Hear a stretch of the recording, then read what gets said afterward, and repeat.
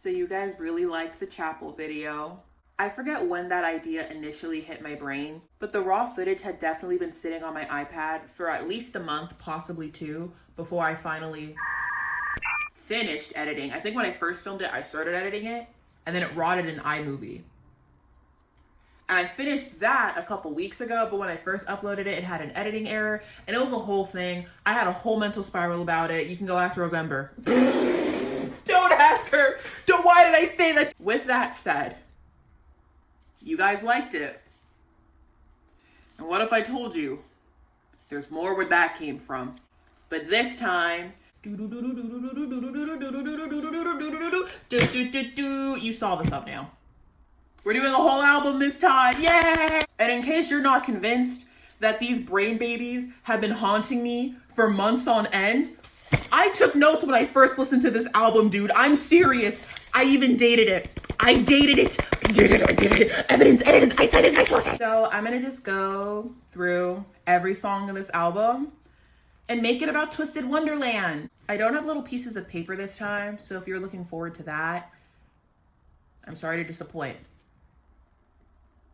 On to the first song. Ding dong ding. So I decided to just straight up re-listen to all the songs and just let the emotions come back to me. But as I was listening to it again, this is so Idia Shroud. I am on an IDK kick recently. And just this whole thing of him being so nervous. Like, oh, like I'm gonna throw up. Idia. Listen to the song.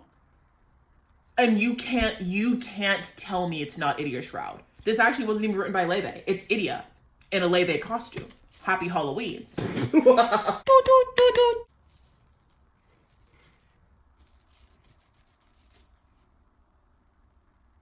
This is why I got these plushies, by the way. They're holding hands.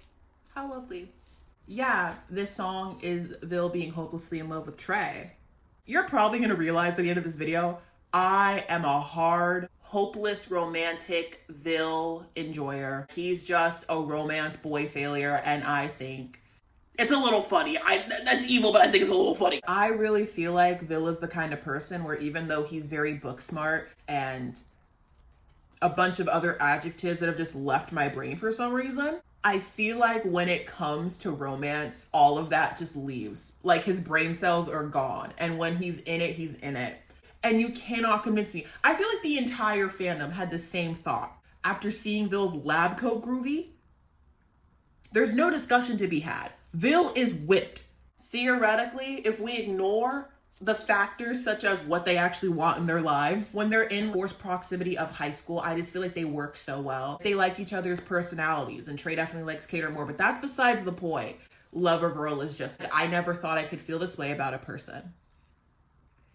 And that adds to the tragedy when they inevitably break up. They tried it. Snow White is coursing through my veins 24/7 at this point. I don't need to play it again. This song, I immediately thought about Vil. Not just because of Snow White and he's the twisted version of the evil queen of No. I thought about this song specifically because I've already made a video in the past about Magnolia and Vil and Nij. And Snow White truly feels, what did I say in this? Magnolia's sister for real.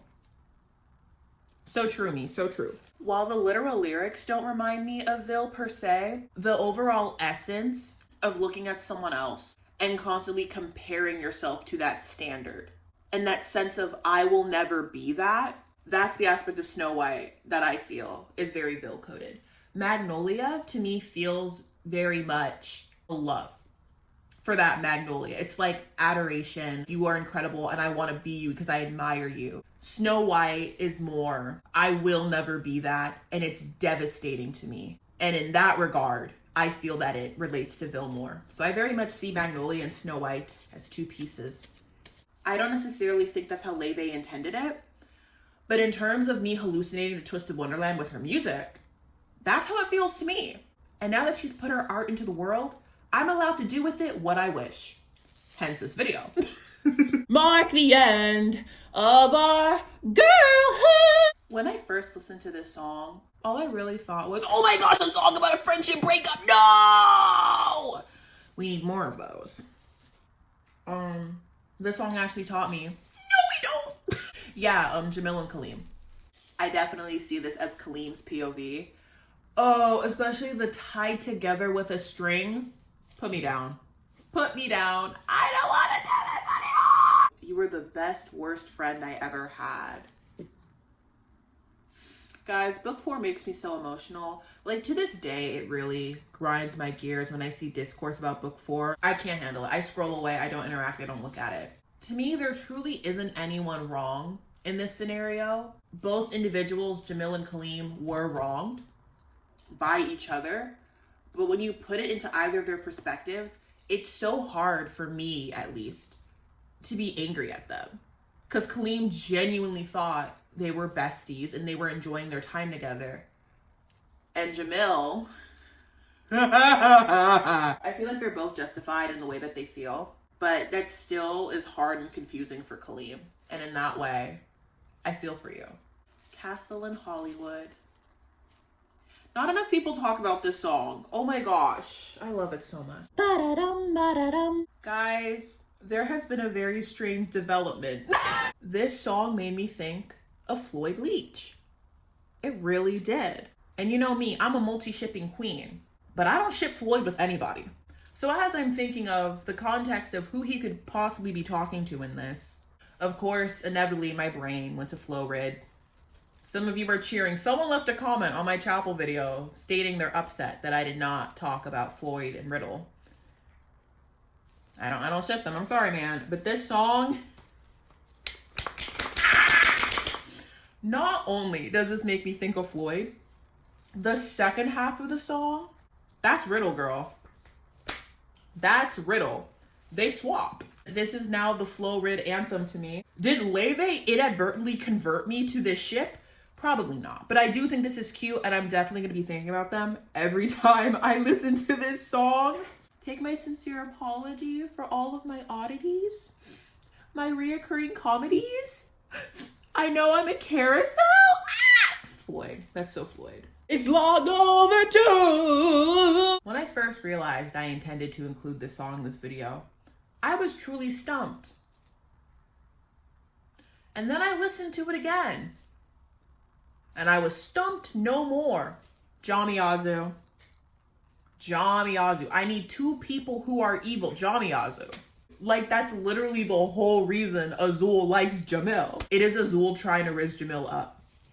And for the sake of this song, we can pretend he does. I'll let all of you guys be delusional in that way. Jamil. Next. I should have chased you. I should be here. I have a list for this one. This song isn't quite the Subway, but it has that similar vibe. Now, if you saw the Subway video, you may be confused with some of the people I have on this list. You may be. But the thing is, the difference between this is that more so the internal brooding after the other party has moved on. And that moment of, nuts. You know what I mean? There's layers to this. I don't think I'm conveying my brain baby to you effectively, but trust in my own psyche, it makes all of the sense. I won't name specific ships for these characters except for one, so you could just fill in the blank with whomever you wish. I definitely have that blank filled, but I will let you, the audience, be a participant. Aren't I so gracious? First, cater. You know what? I am gonna use, wait, he has a piercing. Wait, they gave him his piercing. What is that? Guys, there's a plug in his hair, no! That is like actually the worst thing. I'm glad I have gloves. Ew. Had to make sure, man. Ugh. What was I saying? I got not one, but 2 comments basically saying that they felt that Idia should have been higher on the Subway ranking. This isn't me trying to like make the commenters look bad. If I had an issue with their comments, I would have deleted them. They're fine. But this is just me sharing my 2 cents, right? I feel the reason Cater and Idia would be chiller breaking up compared to the other people on that list is because in my head, Cater and Idia as a couple are more low stakes. They are both very emotionally detached people, and so they wouldn't have gotten very deep in that scenario. Now, if you're shipping them in a more romantic sense, like a genuine one, and they help break down each other's barriers and then they have that deep connection, I can understand why you'd want them higher. I'm not doing all that. With that said, them having that emotional barrier and being emotionally closed off, in the moment, they wouldn't care. They're not going to chase. But seeing that person move on and thinking about the good times they had together, it could be more of a, no, like, I should have tried harder. I shouldn't have let you go. We had something great and I let that slip through my fingers. You know what I mean? The Subway initial breakup, not lingering on it too hard. I think they were just kind of casual. I'm just kidding. So that's why I feel that Too Little Too Late is more so Cater. Second person on the list, Idia, for the exact same reasons I just listed. The third person on my list, Leona. I'm trying to not geek out too hard about this, but I really do feel like, well, it's not a feel like, it's canon. Leona is a big fat poopy pants liar, and he's not emotionally vulnerable in the slightest. He will lie to your face when it is so apparent that you care so hard. You care so hard, dude. Like that scene of him looking up at the stars at night in the cloud calling event. Tamashina Mina. Guys, I'm sick in the head. This song is him. He's just giving up. If this was its own tier list, Leona's number one here. Leona is number one. Just a big old loser who won't chase for what he wants. And I'm sure you guys could guess who the other party is. I'm sorry, Vil, I didn't mean to do that. And for the fourth person on my list, Vil. But specifically only if the other party is Trey. It looks like I am talking about this in this video. You're getting what you wanted, no one asked. I'm all alone in here. While I feel that Trey and Vil are very compatible as people, what are they going to do in the future, right? What are the things these people want? And that part of shipping is what's so interesting to me. The thing that for me makes Trey Vil inherently doomed is that Trey canonically has stated that he wants to just be a normal guy. He wants to live a quiet, private life. And Vil wants to be a celebrity. And you know, when I say this, typically people will say, well, you know, Vil has a pretty private personal life. He'd probably just hide Trey or whatever, right? And you know, we've seen celebrities do that. But someone has to give up something. Someone has to give up something. Even if Vil chooses to do his best to hide Trey from the spotlight, there's still that aspect of hiding where they can't go out together. They can't be a normal couple. There's always going to be someone possibly watching them. And Trey can try to be fine with that because he loves Vil that much. But we've seen how it's taking a toll on Vil. Some of you guys with no critical thinking skills haven't caught up to speed yet, but I see it, and it's scary. And as someone who hasn't grown up like that, I feel like Trey would inevitably reach his breaking point. And then there's the flip side of Vil giving up being a celebrity because he loves Trey that much and he's more important than a career. And do you see Vil doing that? No. And even if Vil were to do that, entertaining it for this scenario, inevitably Vil would have resentment against Trey. If Trey did anything that minorly irritated Vil, he would absolutely, without a doubt, bring up the fact that he gave up his goals, his dreams to be with you. And that's not a good vibe for a relationship. Trey, I feel like if he had issues with like being Vil's secret lover, he'd probably keep it more to himself and like start closing himself off, and then Vil would feel that and then things will inevitably implode. But that's the vibe. Things don't work out, so I feel like they would just by themselves break up amicably. Look, I learned how to say the word. But the reason I think Too Little Too Late really fits with Vil's POV is especially Trey K, making it very messy. Trey's moving on and marrying someone else, and Vil is, you know, famous, probably has his makeup brand, his cosmetics brand, all that stuff, and he's successful in all of those ways, but he doesn't have the love of his life with him. And just that anguish of realizing I would have loved to do laundry and taxes with you. but because he acknowledges that this was his own decision, that's why he's laying his sword and why he abdicates. I don't think Too Little Too Late is giving up for Vil. It's just accepting the consequences of his actions. And that makes it devastating for me. Him too, but mostly me, because I'm real. Love you. I don't know if this will be surprising to some people, but truly, I feel that there's only one right answer for this song.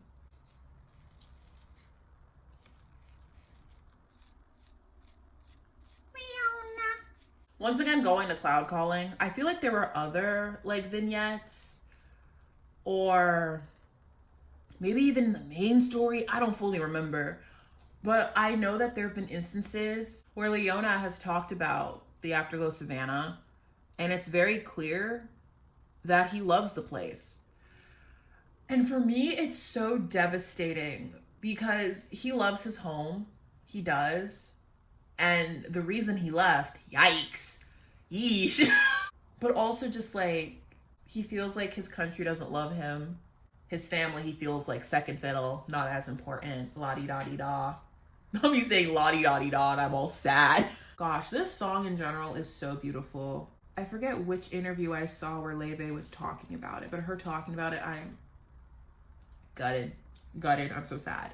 But just that same, why is there an eraser here? But that same thing of not for quite the same reason, because Leona didn't leave for reverie. Leona left, he's like, I'm sick of this kid. He makes me feel horrible for being alive. It's crazy. But at the end of the day, even though he has so many horrible memories there, he loves his country. And before someone's like, oh, but Kalim loves his country. He never left. I mean, he left for school, but he's going back. Happily. Leona's going to be going back and he's like, ugh.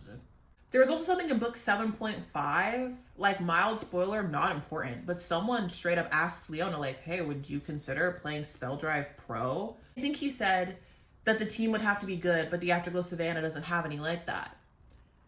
And then, of course, his friends are like, dude, you can make that team. That could be you, Leona.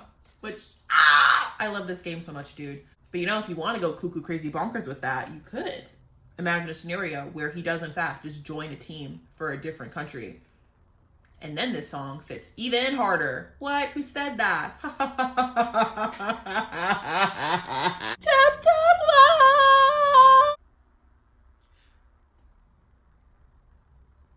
love. Vil's POV.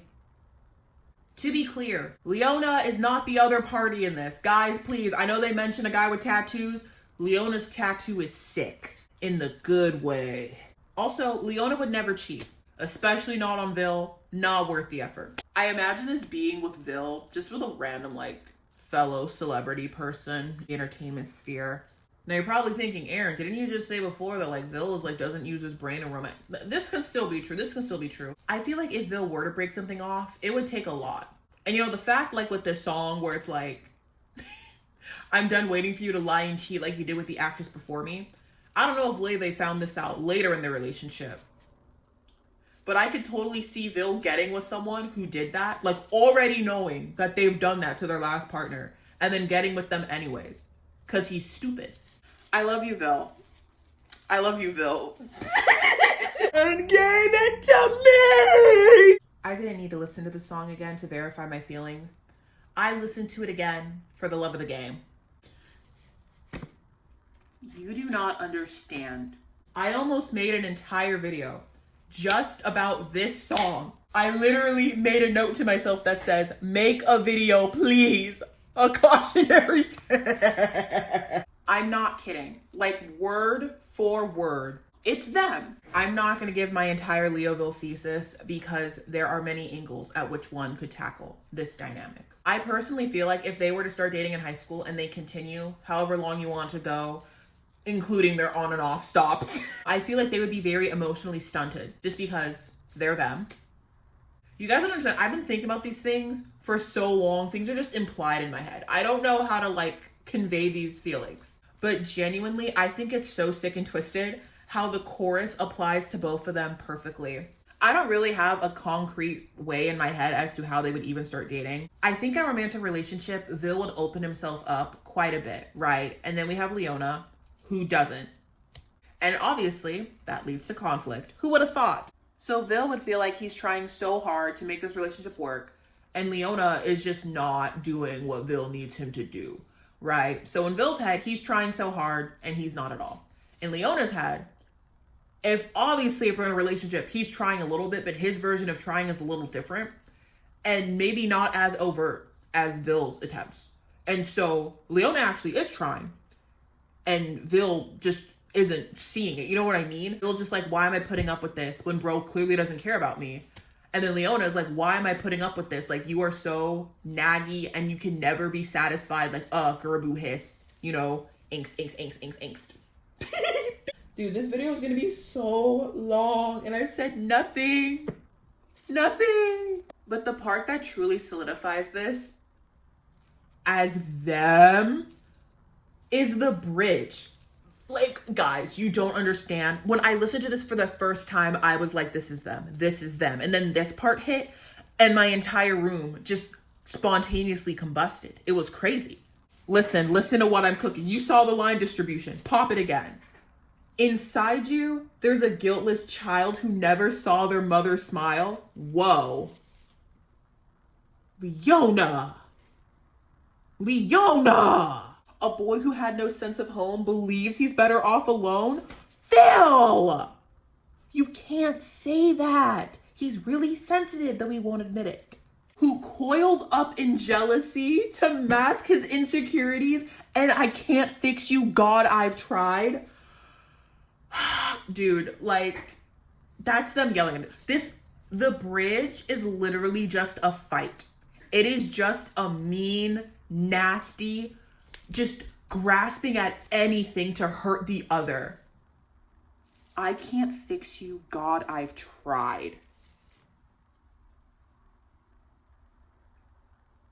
This song is them. Did you ever stop and give a wonder to just who the Mr. Eclectic is me when someone gets into my comment section trying to tell me ball when I invented ball. Someone tries to get up in here, tell me about Vil. Sit down. You don't know who you're talking to. I'm the very expert. For a little bit, I did jokingly consider it being about Malleus just because he's like, gargoyles. But no one's talking to him about gargoyles. So, yeah. Also, just to be clear, none of you guys are dating me. We're not on a date right now. I know I'm sending very mixed signals, but no, this isn't a date. This is a YouTube video. Why did I do that?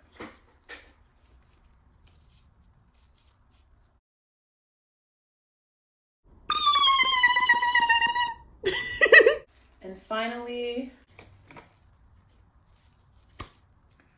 is anyone surprised? Is anyone surprised based on what I've been saying throughout this video? No? Good, it means you're paying attention.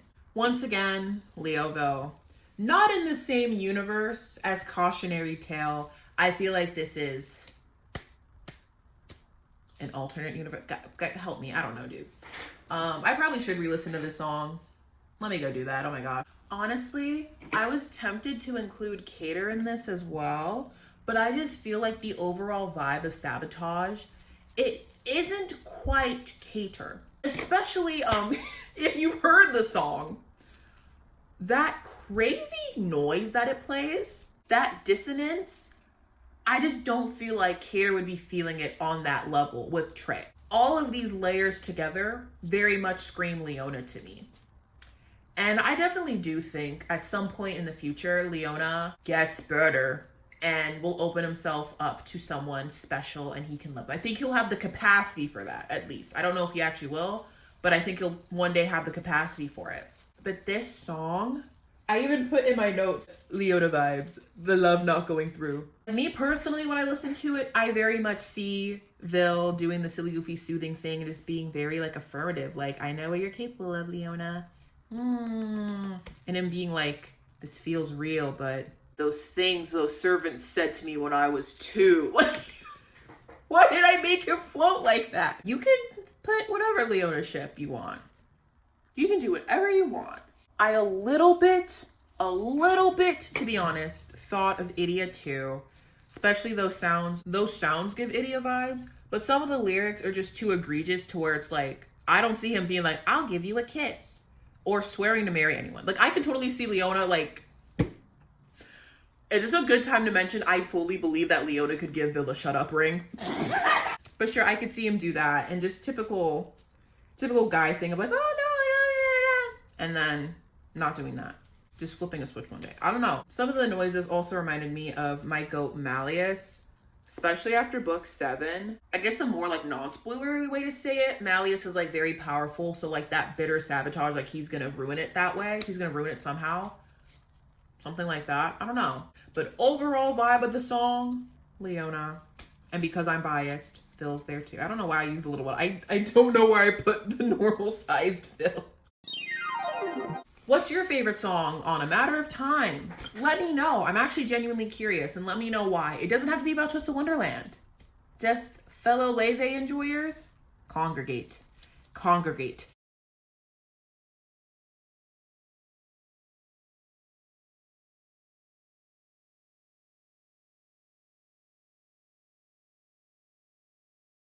Oh, I didn't explain the gloves. Okay, so I wanted to do a video for Halloween. Okay, here's the thing. I actually didn't want to do a video for Halloween. I am annoying and I don't really like doing things just for the sake of, oh, it's a holiday, oh, it's a milestone. I don't care. But I thought it would be funny to do a video and post it on Halloween and say, I'm a surgeon. Because you only see my hands. You can see I'm very pleased with myself. But yeah, I'm using the idea now. We don't even know when this video is going out. But now you know. Doesn't context make things funner? It's LAUFEY! I can't spin her, so she stays like that, I guess. Please come out! Oh my god! Let's just take a moment and flip through this. Vil, go over there. Let's just take a moment. This is lovely. This is bloody lovely. Guys, gloves are terrible. I can't imagine someone like actually doing surgery with these things on. This is not me advocating for doctors to raw dog surgery. Please, hygiene. Hygiene. Don't hygiene. I just think they're so pretty. It's simple, but I love it. If I could have this tattooed into me eyeballs, I wouldn't be mad at it. Especially this one's so cute. It's so pretty. It's so pretty. Oh! So cute.